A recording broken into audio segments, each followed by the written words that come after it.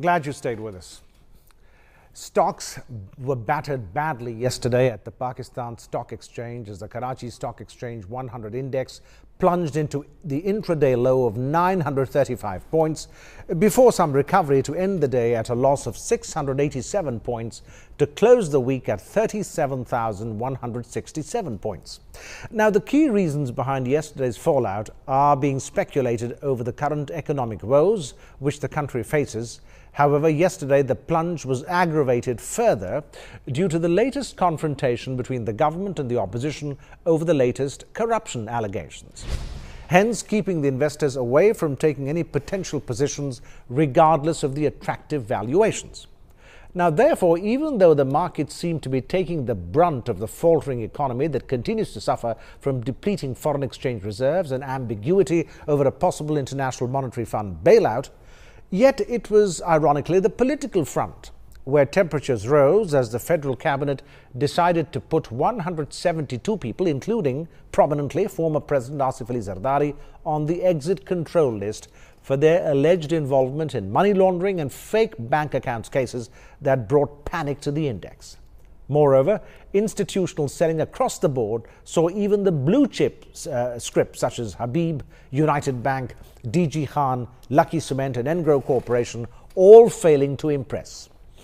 Other sectors contributing to the decline included the exploration and production sectors, decreasing by 141 points, while fertilizers and banks lost 138 and 87 points respectively.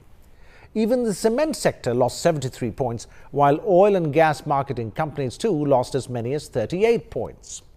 Now, to talk more about the poor performance of the Pakistan Stock Exchange, we are now joined by our guest, the Managing Director of Tangent, Mr. Faheem Sardar is on the telephone with us. Mr. Sardar, thank you so much for joining us. Good to have you. Thank you for having me. Well, you just heard me sum up the Pakistan Stock Exchange. Now, is the current political environment the number one cause for the poor performance by the Pakistan Stock Exchange? Because this is giving a lot of investors a lot of jitters, because the stock exchange has not been performing well for some time now. The lack of clarity and the uncertainty really hurting them, and of course hurting the investors who invest in the stock market. Comment on that. Is the current political environment the number one cause for such a poor performance, or is it something else? What's happening? I would just like to add, I agree with you that predominantly it's, I think, the political environment, but I would just like to add one more point to what you very lucidly and rightly said. That is media management, because you see, we're getting a lot of information, and the market, for example, wants a lot of information. It itself gives out a lot of information. So right now, the kind of information that's coming in and going out, that itself, in my opinion, and according to my assessments, is causing a lot of issues. Now, you're absolutely right that there is a political, let's say, there's a political tempest at the moment. But right. we have to take stock of the information as well, because right now there's just too much information coming out, which is mixed up. It's supposed to be strategic, operational, and tactical. I've said this before on television as well. They're all mixed up. All these levels are mixed up, and that causes a lot of confusion. The irony of the whole situation is, although you very rightly summed up the economic scenarios and the sector specifics, the funny thing is that actually things are getting better.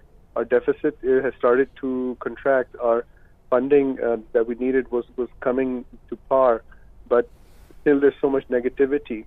So that we have to keep an even keel here. Okay. Now the depleting, of course, as you know, the depleting foreign exchange reserves and the uncertainty over the International Monetary Fund bailout are both playing a role in the performance of the stock exchange. Just comment on the government's policy. Do you believe that this government has given the right policy direction to improve investor sentiments? Because this is the time when the government needs to put on its best face, to put its best foot forward, so that the investor can be encouraged and can invest in the stock market. Is the government doing that, you think? Because if they don't do that, the investor is going to get further depressed and stay away from the stock market. I think you really hit the bullseye there. The point is, yes, you're right. The investors need to be taken care of, especially the portfolio investors. it is very clear that the government is not very concerned about the stock market. And I'm just going to be very blunt here because we need to discuss this openly. The government is concerned about the stock market, but not terribly. Right now, the government is terribly concerned about other things. So that puts you slightly down on the priority list. I think the stock market would be somewhere down on the 5th or 6th point on the hit list, work hit list. So, I mean, right now they're more concerned about security. They're more concerned about international fixed investment coming into the country. They're more concerned about bilateral diplomacy, trilateral diplomacy, Afghanistan, Yevo. So I'm just, my shout out to everybody is that we just have to wait for the government to come forward and, as you said, take care of the investor. Right, because otherwise the investor is simply going to get discouraged and stay away from the stock market. Now, if you were, Mr. Sardar, if you were advising the Prime Minister on the steps that the government needs to take to improve investor sentiment in order to improve the performance of the Pakistan Stock Exchange, what do you think he needs to do on a priority basis, on an urgent basis, so as to bolster the stock exchange and to bolster investor confidence? What would you suggest to him? That's not $1 million question. I think it's $1 billion question. I think simply what they can do is they can keep the stock market in the loop when they talk, when they have to mention the stock market. I mean, we have 3 instances in the past 2 to 3 months where whenever the government started to give some attention to the stock market, public attention, the market started to rise. And I'm sure you'll back me up on that. Just to give you some facts and figures. When the government was talking to the stock exchange directly, early November, the daily volumes were 300 million shares per day. Now they've come down to approximately 150 to 130 million shares per day. So there's been a massive erosion of activity. That's primarily because the government is not focusing on stock exchange. They're not terribly bothered right now. So the first suggestion I would give is for whatever information the government gives out, the PM gives out, he should just talk about strategic aspects. He should not be talking about operational and tactical aspects. That's the job of the minister and the ministries. Number 2, I would want him to just speak to the investing community and address them directly. And, okay. And there's a third thing which, once again, just a shout out, it's to immediately build a bridge between the banking and the capital market. There's a huge abyss between the two. We need to, the moment you build the bridge, you suddenly get more clients, you get more UINs, you get more investment, and suddenly you have more stability in the market. Okay, all right, okay. Just 3. Okay, I got you on that. Now, even, we're not used to, I suppose, we're not used to seeing the banking and cement sectors performing so poorly as they have been lately. What's behind that? Because that does seem to be a worrisome trend, doesn't it? What I've been able to understand and what I've been able to gather is that the government, okay, I'll put it in this way. There are 2 things. One is sentiment. Second is fundamentals. Right now, the government is, the market is totally focused on sentiment. The fundamentals were pretty much the same. In fact, they're slightly improving over the past 1 month. But you can see that it's not sinking in. It's not sinking into the investor, to the person with the money. And it's important for us to be able to balance the 2.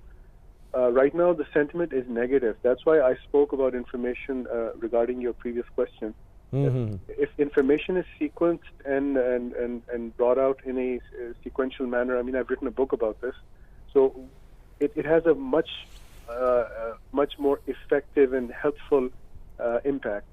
Right now, if the cement sector and banking are doing poorly, it's because too much is happening and the information is not being managed properly, and people are just in a negative frame of mind. Right. Okay. Now, another aspect that is of concern to people, has been for a long time now, is the level of investment in the country. Now, if the current political climate improves, both local and foreign investors, I suppose, would be keen to invest in Pakistan anytime soon. Is there any prospect of that? How do you see the FDI, the foreign direct investment, as well as investment in general, improving in Pakistan? Because unless we can improve on that, our economic picture simply cannot get better, especially the employment opportunities in the country, which are of great concern. I agree, actually, and I'm really happy that you sort of spoke of local investors as well at the same time you said external investors, because I think both have to be addressed at the same time, not just one or the other. It is extremely important for Pakistan to mobilize its domestic idle cash. There's a lot of cash in Pakistan that just doesn't come onto the system, or which is on the system and which is not deployed into the, let's say, stock market or into new projects. As far as investments are concerned, we have public information that lots of big projects are coming Pakistan's way. So that's fine. That's fine. But at the end of the day, that's a government-to-government negotiation. We still have to deal with the day-to-day investment activity, which is more domestic. Right now, it is extremely important that the government, SECP now under new management, so they need to sit down and they need to chalk out a very simple strategy in which they start talking to the investor. We are now, I think, standing at 200,000 UINs, if my information is correct, which is appalling for a country that has a population of 220 million. We should have at least 5 to 15 million UINs, that is investors, for those who don't know. So, I mean, we have very basic problems which need to be very basically handled, and they need to be handled in a robust manner. Okay. Now, obviously, the law and order situation, we have to see a distinct improvement there. The current political climate would have to improve. All these things would have to improve if we are to see more investment. Certainly got your point. Mr. Faheem Sardar, thank you so much for joining us. I would like to have you on the program again. Look forward to talking to you again. Thank you. That was Mr. Faheem Sardar, the Managing Director of Tangent. As he correctly pointed out, that the investment in the country is a particularly worrisome problem. It has been